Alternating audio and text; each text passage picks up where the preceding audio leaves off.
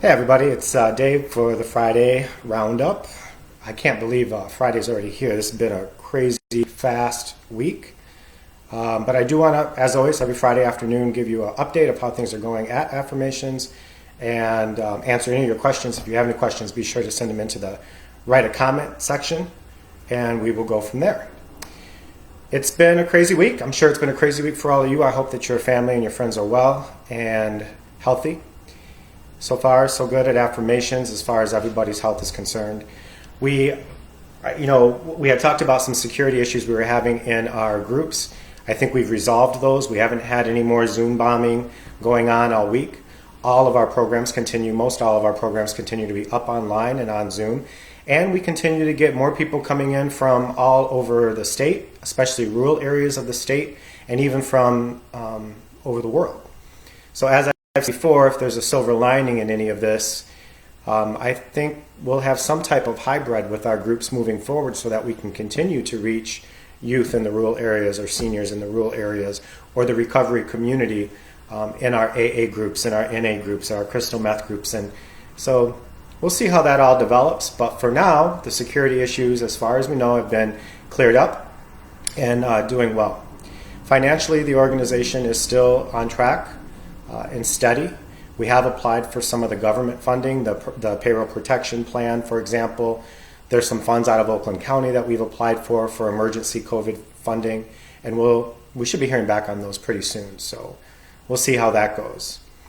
Our seniors are doing well on Zoom technology. They are up. Their last meeting, I don't know exactly how many, but they've been averaging about 20-25 folks in their Zoom meetings. I do want to take a moment to talk about our seniors, especially those seniors who might be food insecure.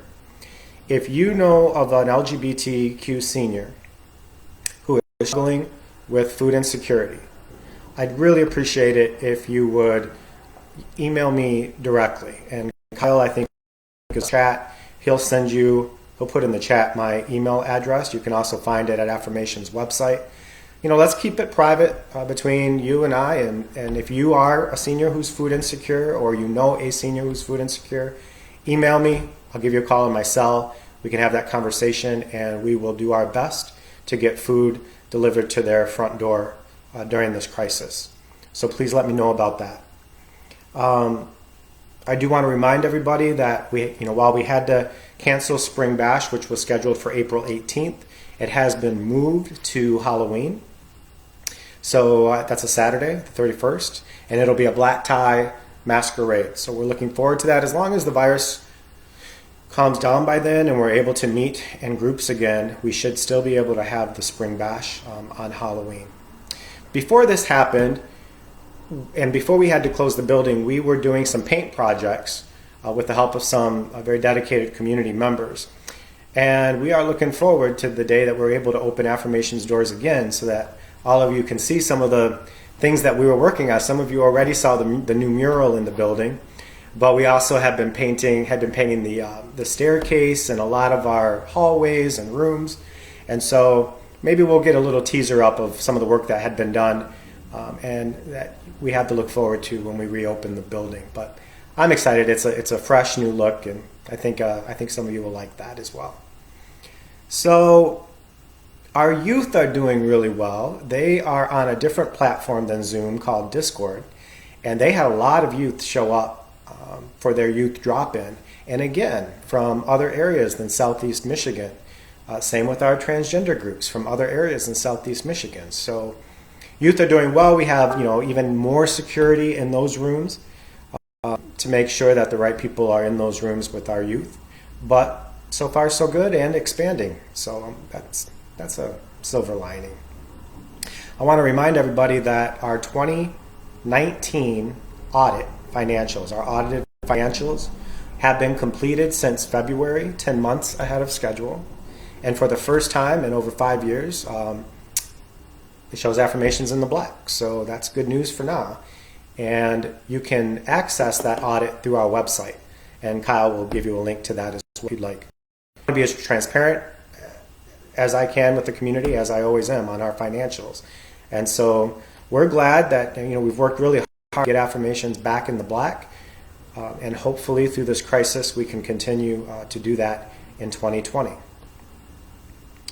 I want to remind our seniors especially, but really all of us, that there's a lot of scams out there. They're just reading the Attorney General's website, Dana's website, and there's some door-to-door scams going on at a time like this. There's a lot of phone scams pretending to be the IRS and asking for your financial information so you can get your $1,200 check, and it's also tax season and all of that. So remember, the IRS is never going to ask you for your financial information over the phone. So please be on the alert that at a time like this, unfortunately at a crisis like this, there's a lot of scammers out there, and especially for our senior community, don't give any information out over the phone like Social Security or finances. We are even starting new groups. We've started an LGBT parents group, of course, virtually, and we're excited about that. And Kyle will also, in the chat section, have a link to that group. And always keep an eye on our website, because we have links to all of our groups that are now up online. And if you are a senior, or if you are trans, or if you are coming out, or if you're in recovery, or you're a youth, or an LGBT parent, there's probably a group for you. And we have a link. Now, because of the security concerns and because we got Zoom bombed by the white supremacists a couple weeks ago, you may have to have a conversation with a staff member, but it's easy. It's a 2-3 minute conversation where we kind of vet you out, make sure that you're supposed to be in that room, give you a passcode, and then you use that passcode to get into the room. So check out our website and our Facebook for those daily. Every morning we post what events, what meetings we have that day as well. We're going to continue to expand our entertainment. I am determined that Affirmations be more than recovery and support groups, but that we have, like the wine party and like so many special events at the center, that we continue to do that even now in this crisis. To that end, Jay Kaplan and others are working on a reading of a play that Kyle will also have a link to. Thank you, Kyle, by the way. I keep mentioning you, and thank you for all the work that you're doing. I think they're going to be a reading of Terrence's Mothers and Sons, and so you'll be able to, with a password, come in and listen to this reading of this play.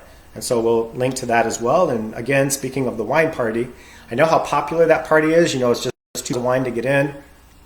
We don't know when that's going to be exactly, but that's a pretty easy thing for us to put together and to start to market.